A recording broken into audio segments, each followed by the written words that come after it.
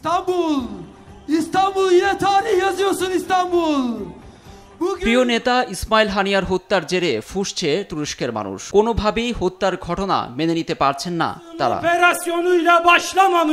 স্থানীয় সময় শনিবার ঢল নামে তুরস্কের ঐতিহাসিক আয়া সোফিয়া স্কোয়ারে। ফিলিস্তিনিদের স্বাধীনতাকামী সংগঠন হামাসের নেতার মৃত্যুকে অপূরণীয় ক্ষতিপূরণ বলছেন আন্দোলনকারীরা।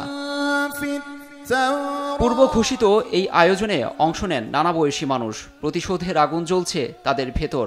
এ ঘটনায় ইসরায়েলকে দায়ী করছেন আন্দোলনকারীরা। নেতানিয়াহু সরকারের বিরুদ্ধে স্লোগান আসে বিক্ষোভ থেকে। গত সপ্তাহে ইরানের রাজধানী তেহরানে হানিয়ার আবাসস্থল লক্ষ্য করে গুপ্ত হামলা হয়।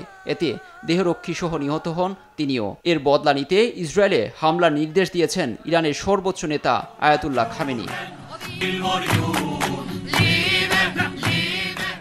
গাজায় ইসরায়েলি বাহিনীর চলমান বর্বরতায় প্রায় 40,000 ফিলিস্তিনির প্রাণ গেছে। এতগুলো নিরপরাধ মানুষের প্রাণহানির ঘটনার প্রতিবাদে স্লোগান দেন তুরস্কবাসী। লুৎফর কবির, নিউজ ডেস্ক, দেশ টিভি।